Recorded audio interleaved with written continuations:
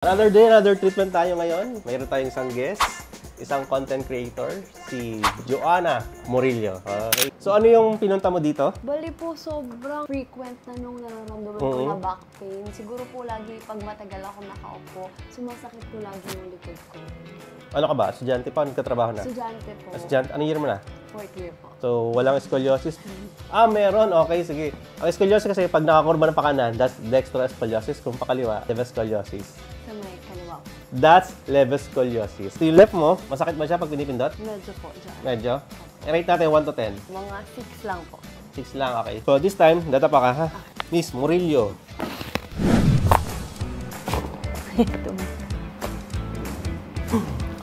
So, kumusta? Mas okay po sa pakiramdam. Parang na-stretch po yung mga muscles ko. Pero yung pain mo sa left side, Po. test natin. Sabi, anong rate nga ng pain mo? 6 po. 6, no? Kumusta? Ayun. Wala na po. Wala na talaga? Wala na po. Alright. So, saan naman nagsabi nun, no? So, totoo yan, ha? Opo, Okay, opo. so, Ay yun. po.